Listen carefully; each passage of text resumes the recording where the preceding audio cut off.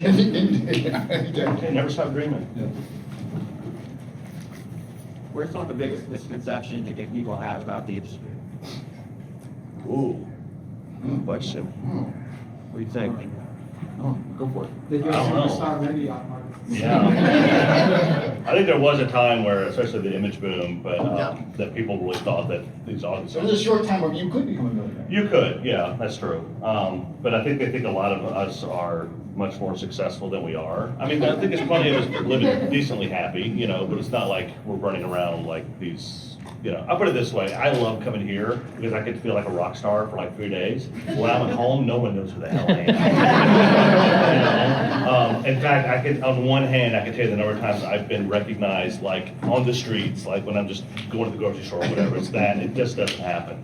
What I'm saying is, where are you guys when It happens occasionally. Like I remember I bought my son a cell phone in the manager of the store was like, "Are you Kaare Andrews?" And I was like, "Yes, I am." Children Your watch. voice got all deep. Yeah. Children watch. But it's a totally different deal than like acting or directing or whatever. My son could give a crap that I'm a comic artist. He's into cars and music. He doesn't care, but all his friends care. Yeah. And so he likes nothing more than to bring his friends over, and he's like, "Yeah, that's my dad." But then they can't leave. He's like, "Shut up, Dad."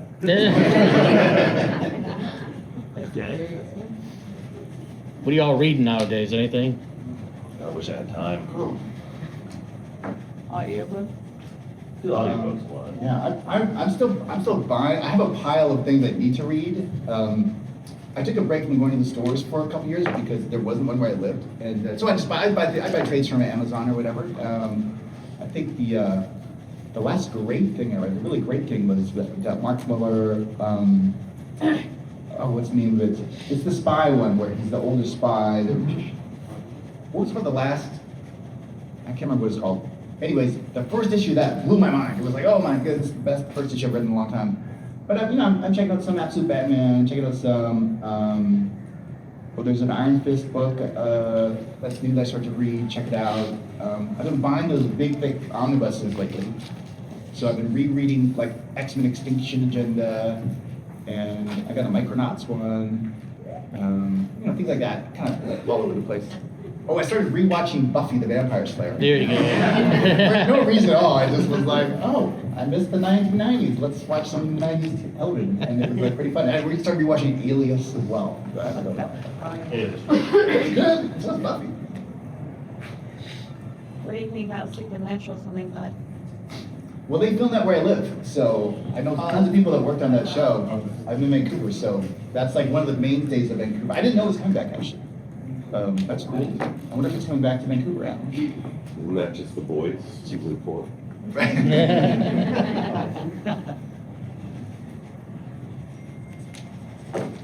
What's your favorite art supply to use?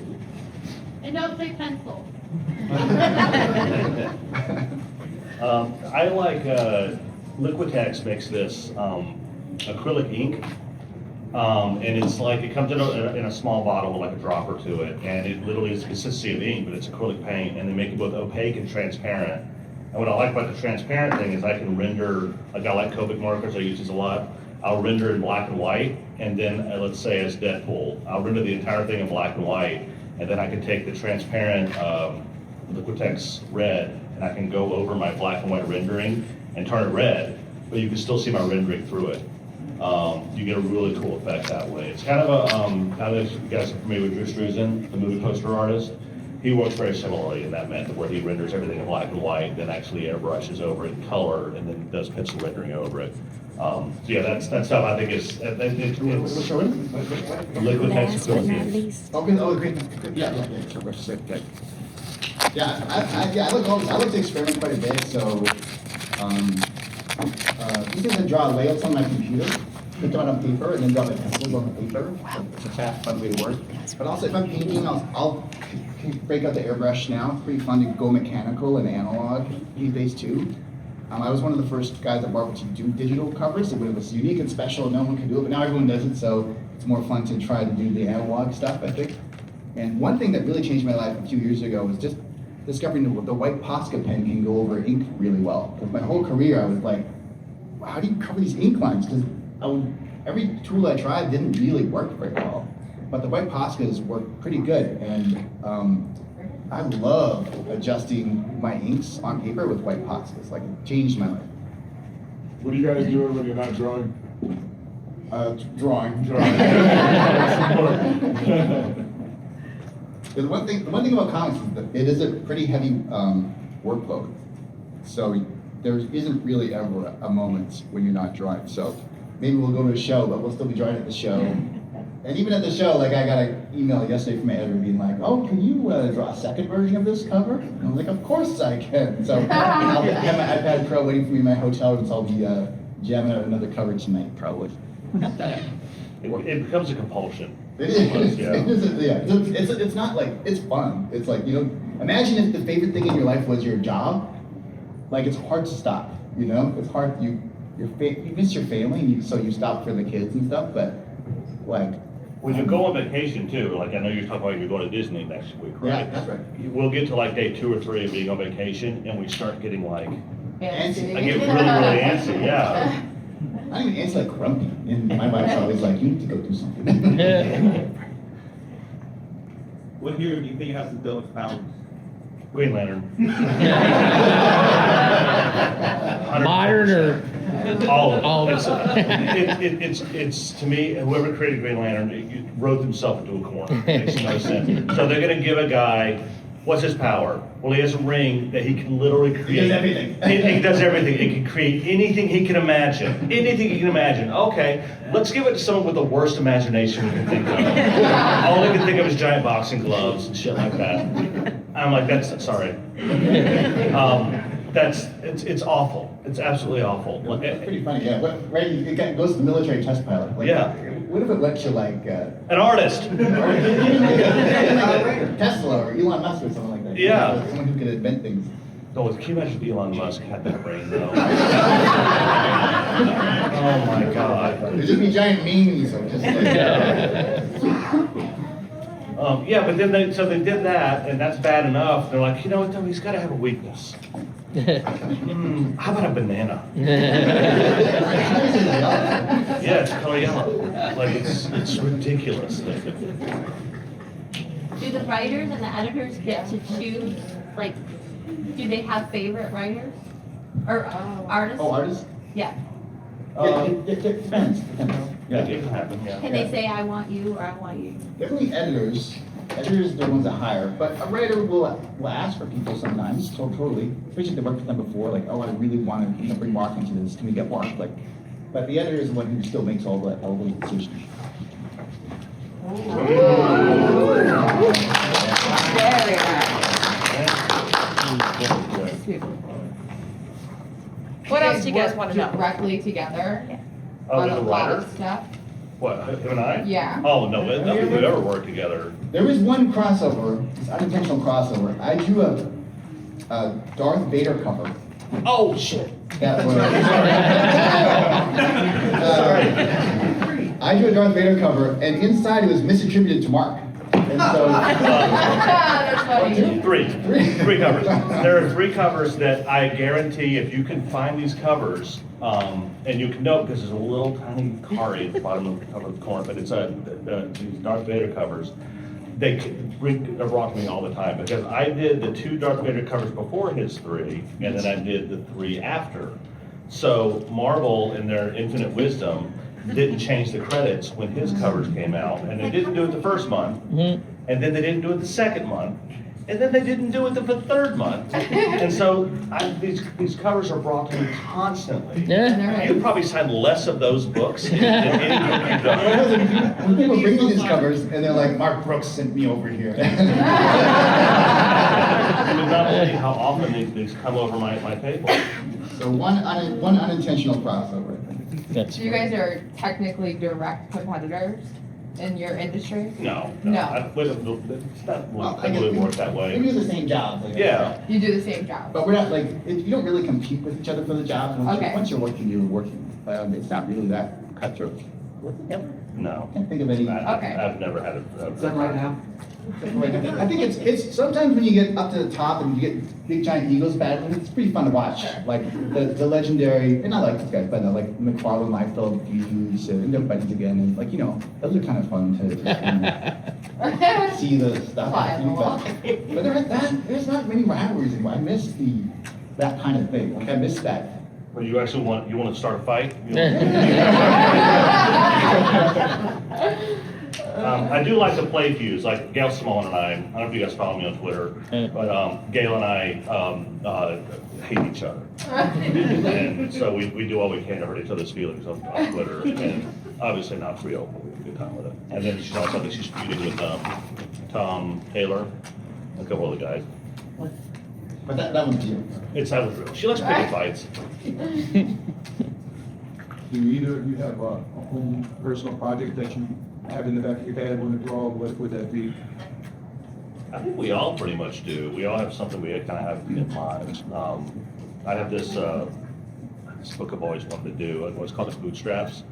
And it's just like this, I wanted to do this kind of universe where and the thing is, now within the current state of everything, we're discovering that this is actually real, but that the world is run by a secret society. In my case, not pedophiles. I said not pedophiles. Very good. Isn't that crazy? Like, can we all It turns out they were right. QAnon was right. take a minute to absorb all the Epstein files that were released? Like, that just is crazy. Like, it's real, and it's crazy. Nothing surprising anymore. So crazy, and no one's talking about it. We all need to talk about it. The They flood the excesses of zone, wealth. that's why. It's too much at one time. It's too unbelievable. Yeah.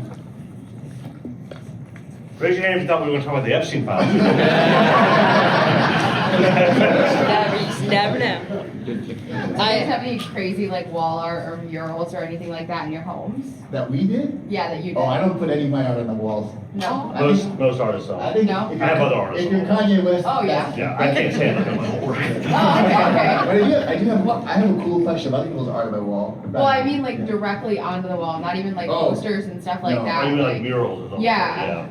Who do you Um, like? What do you have on your wall at home? I don't have anything like that. No. I mean, I just have like I said, I have a lot of original art. Like Yeah, that's what I have, some originals. yeah, I have a That's Drew cool. Struzan. That's cool. That was like it's one of the Drew Struzan, the poster artist. So he's poster artist for Indiana Jones and Star Wars. Okay. Yeah. He did some Blade Runner, some Harry Potter. Masters of the Universe, Harry Yeah. Potter, Yeah, basically, that thing. Basically, there was a poster in the '80s. He did it. Yeah, him and Alvin Law.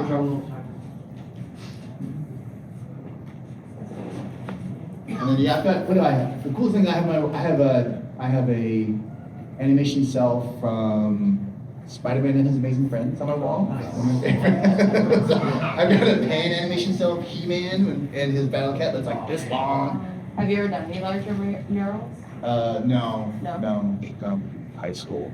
Yeah. I used to paint sets. Were you like High School Musical. a graffiti artist ever? I tried it for all of 5 minutes. I was not very good at it. Well, cool. Because you have to be really fast. Because Yeah. you're Cops. That's cops. Meanwhile, I'm like, Murals, like and stuff.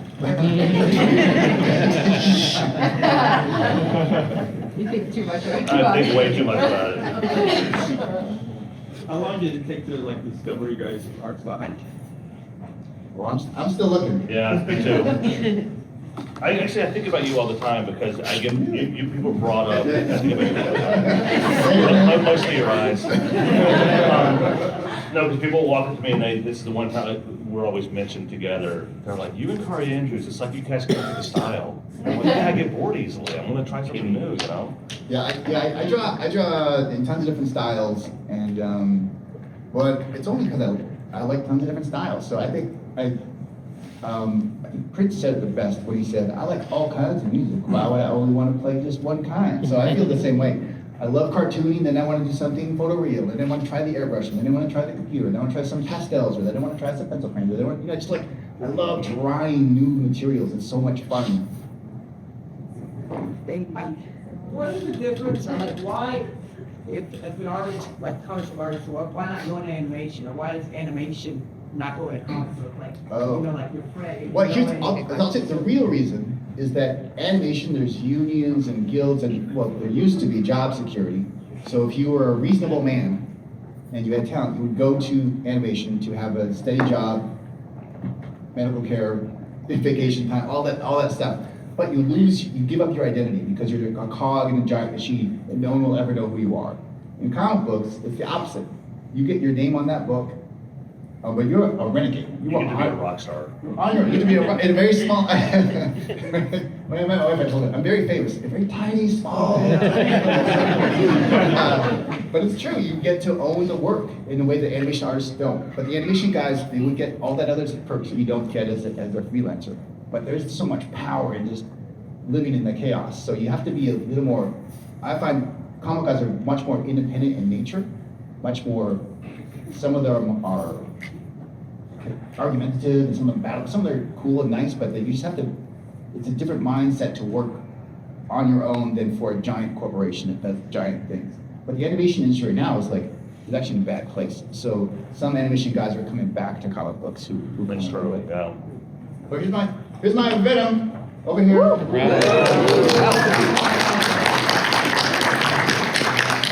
Which should I draw next? Anyone?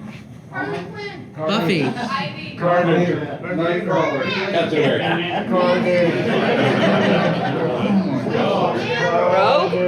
We got a rogue. Rogue? I'll try a rogue. I'll try a rogue. Is that okay to do a rogue? I'll try a rogue. How many cons do you guys do a year? Like 8 or so. Yeah. Frodo and Samwise.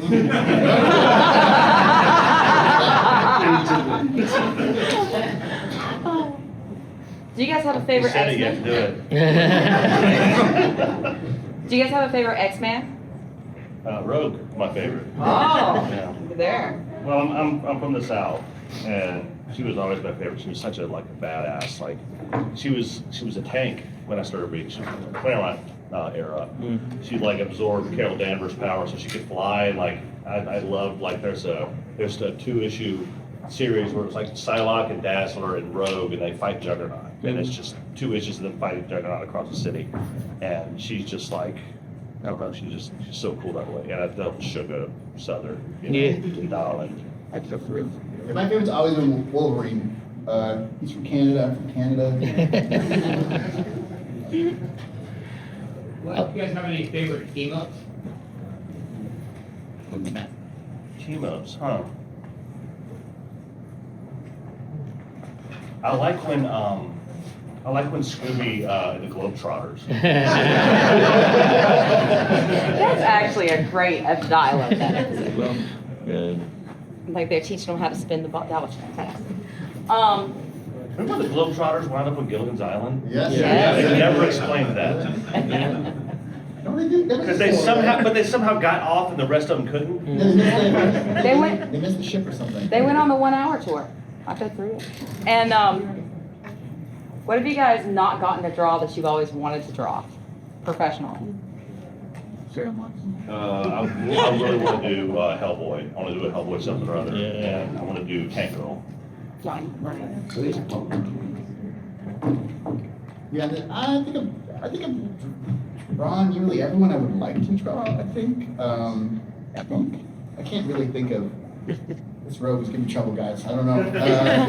Gotta get the hair right. Yeah. Is it blue streak? Is that what it is? Maestro! Yeah. You guys did it. How much your art long? How long does it last? Oh, there's no time for art block issues in comics. Yeah, no You such just gotta thing. draw through. You draw through the pain. Yeah. And if there's time, you can redraw them and fix them later, but you just gotta keep moving. Like sometimes at the end of the day, I'm so tired of being like, I just didn't draw panel lines today, to end my day. But you just gotta keep working because the train is moving. Yeah. But it's good. It's free. Well, it teaches you how to let go, right? If you could redesign the superhero's costume, who would you choose?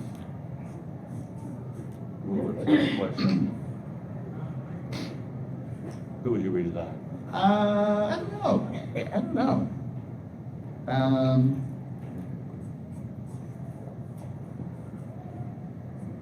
I'm not sure. I think the X-Men could use a redesign at the moment. Like, their costumes are fine, but they're not as distinctive as they once were, I think. And again, they're fine, there's nothing wrong with them. It's just, I think there's a new way to do them that we haven't seen quite yet. I don't know what that would be, but. I feel like the X-Men are kind of like a fashion show, because they're constantly changing, upgrading their costumes. Yeah, that may be the problem. Maybe we've seen too many versions of them, I don't know. Yeah.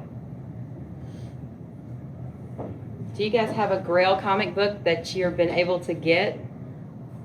Or one that you want?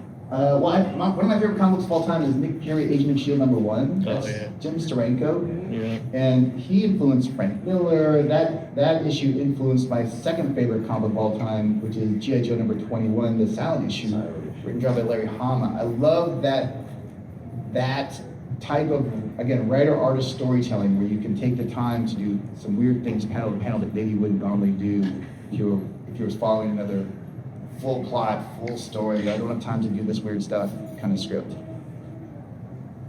Were you able to get those? Yeah, you bet. They're not too expensive. What about you, Mark? What was the question? Do you have a Grail comic book that you've always wanted to check? But the comic book I keep going back to, I'll go back to it at least once or twice a month, pick it up and flip through it, is Travis Charest doing X-Men Wildcats, which just melts my brain. I could not comprehend how he made that art in that book when I bought it when it first came out, because I was still a kid that wanted to draw comics. Yeah, I was in art school when that came out, and I I'm such a nerd. I went to all my cheese building artist friends who were doing installation art. I was like, look, comics can be good, look. And Yeah, 'cause it felt like real art, right? Yeah, totally. All right, back here in the back of the room, questions? So Green Lantern. Yeah. Are there any characters that are not comic book related currently that you wish you could do a comic book of? I always thought The Matrix would have made a great comic series, like a real ongoing, like an anthology style where you just kind of can follow different characters. They did have some major. They did the comics. anime. Did they do comics on it? They did two. They did covers for two of them. Two kind of like, but they weren't. They were just little short stories. It was an anthology, but back in the day. It was back in the day. Yeah. Was there ever a cover or a scene inside a comic you were requested which pushed you to the limit? You were, oh wow, that's crazy to draw? Oh, God. Yeah, so I did the Han Solo series for Marvel. And they said, that, it's going to be like the Kessel Run, but it's like another space race. So the whole 5 issues of space race. And Han and Chewie are my favorite Star Wars characters. So of course I said, yeah, let's do this. And then I got the first script and I went, oh, I've got to draw the Millennium Falcon like 300 times. And I don't know if you ever looked at the Millennium Falcon, it's just covered in pipes and panels. And I had to draw it like 300 times. So, and there was some races where, because again, not only do you have to draw the Falcon 300 times, it's a race. There are other ships too. So I'm drawing the Falcon and I had to design all these ships too. And when you design ships, you have to keep them consistent. So I'm having to not just design them, I'm having to design the front and the back and the side, and then knowing how to draw them at a different angle. And yeah, it just about killed me. It was tough. And a lot of space, a lot of stars, lots of space junk. Aliens. That was tough. That was really tough. So guys, we are at the 5-minute warning, and honestly, we're a little over. So 5 minutes, and then we're gonna keep the room for 5 minutes longer than we should and draw everything. So how does that sound? Let me just tell you about the last 5 minutes. I just got the chance to do, when I was a kid growing up, there was this crossover, Superman and Spider-Man, that lived in the giant-sized treasuries. It was so cool, so amazing that that's happened, but it happened kind of before I was born, but not that far before. But enough where it was around, I could see that it happened. And then I got a chance to do the Marvel wraparound cover for that book.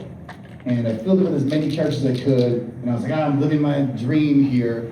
And then I decided to really live that crossover. I needed to do the DC version. So I hired myself to do an artist edition of that DC version cover. And I have that for sale downstairs.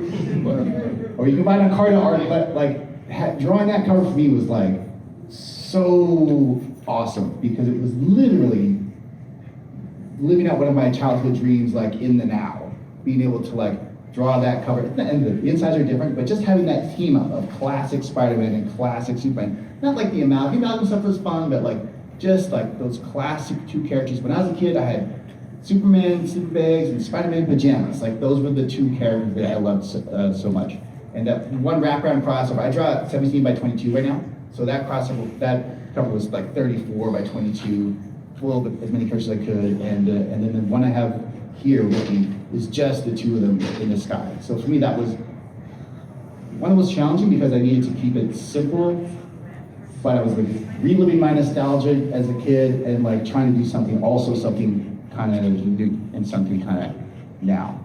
But yeah, it's pretty fun. All right. You guys, last questions? Anything at all? Say that again? You have a hiding Easter eggs in your work. I'll tell you this. I still know what's happening yet. I'll even tell you what it is. I'm not tell you where it is. There's a comic I did. The only thing I'll give you is a Marvel comic. There's a comic I did that I hid my full phone number in it, and it's phone number I still have. I love that. Good luck. What kind of Easter egg is that? Just lonely, Literally. Someone And I didn't even hide it like 3 digits are here and 3 are here. It literally is just my phone number. I always get asked, and my editor's always like, "Did you draw some letters in the smoke trails?" And I'm like, "No." Did you do this? Did you do like they're so gun shy these days because people have done it in the past. And I don't do any of that stuff, but I still. Well, it was that anti-Semitic guy that hid all that stuff in the jewelry store. Well, not just that. There was someone drew sex in the smoke back in the. Oh, that was Ethan Van Sciver. Yeah. He hit the word sex all over that X-Men People issue. used to do that all the time Yeah. because no one used to catch any of that stuff, But now everyone's so careful. So I don't do any of that stuff. But maybe I'll have my phone number on my next cover. You can hear that phone call in the middle of the night. Hey. I'm not done drawing at all. Oh my God. Yeah, sure. Rock, I'm a big market for clips, and I might be able to find it. Good luck. And then call and be like, I found it. Yeah, what's the prize for the person that finds your number? I'd be yelling at him. A restraining order. A restraining order. It'd be a sign. There you go. Yeah, it will be signed. There you go. There you go. In the middle of the night, we like horror movies. Oh. All right, guys. 1 minute to be done. I'm not gonna be. The pressure. Project you can tell us about? Personal projects? Yeah. No, I'm just starting one right now. Maybe you'll hear about it next year. But so keep an ear out. But I can't say anything. My son Jack, he's a project. Yeah. A bit this way. What's your favorite Perfect. superpower to draw in action? Oh, that's a good one. I really like drawing the thing, like drawing like rock creatures, stuff like that is always fun. Like any kind of power that it is manifests itself as like texture work on a character. Like Nightcrawler is really fun to draw for that reason. Trying to get that like shadow again, but But nothing coming out of a power ring, right? what's that? Nothing coming out of a power ring. No, none of that crap. My favorite guy to draw in action is Spider-Man. Like just him swinging and he's athletic and he's flexible and his like feet are up to here and I like that kind of gymnast kind of superhero power. And there's not many of them really. I guess Daredevil's like that a little bit, but Spider-Man for me is like he's the best to draw like doing things. And do you guys know where that Spider-Man, I think they credit Todd McFarlane with changing the way that Spider-Man was drawn for that, is that correct? It depends, like that kind of super energetic, like Yeah. that super like deformed kind of thing. Yeah. But if you're talking about like the eyes that move, Yeah. that's Humberto Ramos. Ooh. He really kind of revolutionized the idea that like, I'm going to make him expressive by making his eyes change shape. But the other thing with Spider-Man, a lot of people don't think about, because you can't see his face, obviously, right? And I'm doing it right now. We talk with our hands, but it goes with everything else. So with Spider-Man, you have to really focus on his hands a lot, because his hands are are gonna express his feelings or his emotions. You can't see it on his face. So if you're an artist out there and you're like, think about his hands. That's the way he talks. The other thing, like McFarlane, he's credited with owning a certain version, but he was riffing off of Art Adams, and he was riffing off of Michael Golden. That's true. And in turn, Art Adams riffing off of Mike Kaluta. And like the cool thing about comic artists is you can see these trails of like Jim Lee was riffing off of John Byrne, who was riffing off of Barry Windsor Smith, John Byrne was riffing off of Gil Kane, like you can, Frank Miller's riffing off of Jim Steranko. Like you can see the evolution, and I love that. And my favorite versions of all my artists are ones where I can actually see more of a trace of the lineage. Than, like my favorite McFarlane era is that era where I can feel that Art Adams in it. And my favorite Jim Lee is where I can feel the John Byrne in it. And my favorite, like I like that. I don't know why. It just happens to be. It's a I think it's because it's a language.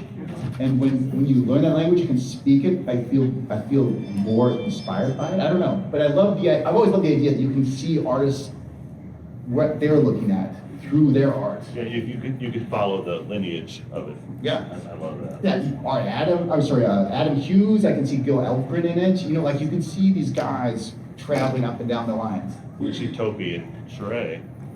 Yeah. Yeah. Yeah, I think that's one of the most beautiful things about like being in this industry is watching like the influence of like the smaller artists. I work with a lot of them, and they influence me, and I see them like evolve some stuff if they hang out with another. It's just great to see like all that influence. Well, I would say like creativity is a life force, and you know, because when you're inspired by something artistic, you get the urge to do something artistic yourself. And if you inspire someone else, it means you've given them the physical urge to do something in their life to what you did in your life. And I love that idea about art, that it's not just you, it's you giving this weird life force out into the world, and then other people take it, and then they do it, and then they do it to someone else. Like, I like that idea quite a bit. That's And beautiful. I have no idea what it means. All right, you guys. Because the next panel is beginning to arrive and we're running behind. It's not Savage Terror. Oh, no. Oh, no. I had one job. One job. They didn't have a bag for me, guys, so I'm making do. All right, so how do you guys want to do this? Do you want to just give each one away, or do you want to let them pick as they go? Okay. All right. And I'm gonna let, Mark, since you're done first, I'm gonna let you reach in and grab the first winner. There we go. I assume they're all, the first five are the same, so this is 22691 905. 905. Woo, Hey, there you go. yeah, there you go.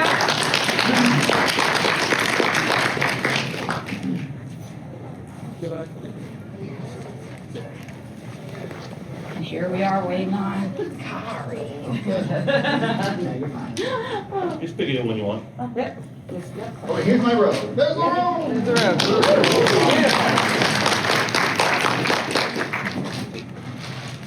Sorry, grab my one for me. Thank you. Okay, this is 2269185 What? 852. 852, you mean? You got it. I was straight. Oh, there we go. Come on up. There you go. You can see you coming. It's lit up like a Christmas tree over there.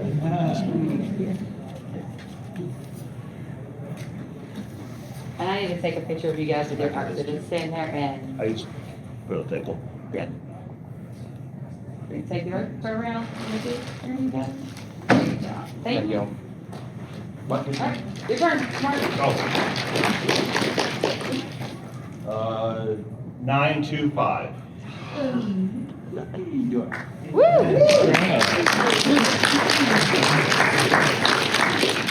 And one more. Grab us one more. I just tell you guys, this, I haven't done sketch battles forever. I did one last year that was so bad.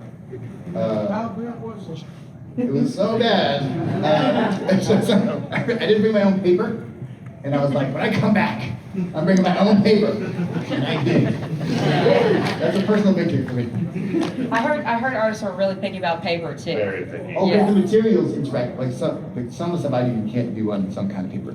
I found out last year. The number is 883. Hey! Come on, let's go.